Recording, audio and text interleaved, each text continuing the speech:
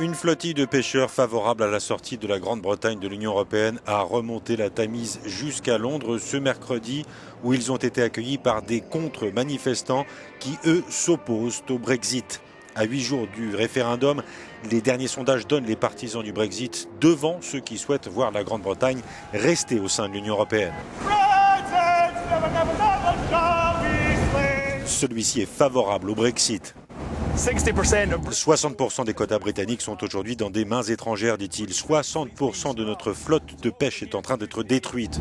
Aujourd'hui, nous venons à Londres pour montrer ce qui se passe avec l'industrie de la pêche. Nous sommes le meilleur exemple de ce qui ne fonctionne pas dans l'Union européenne. Nous devons sortir pour façonner notre destin. De son côté, le ministre des Finances, George Osborne, assure que le Brexit coûterait très cher à la Grande-Bretagne. Prenons la ligne médiane du trou noir que cela représenterait pour les finances, tel que nous le dit le très indépendant Institut des finances fiscales.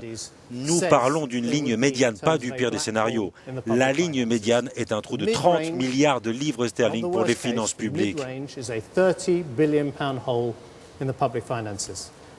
Ce serait un trou permanent et structurel. Franchement, il y a un nombre limité d'impôts qui peuvent être levés pour les sommes dont nous avons besoin et les coupes dans les dépenses sont elles aussi limitées. Voilà la froide réalité de ce qu'impliquerait sortir de l'Union européenne. Les élus conservateurs favorables au Brexit accusent le ministre des Finances d'avoir imaginé un budget de punition en cas de sortie de la Grande-Bretagne de l'Union européenne.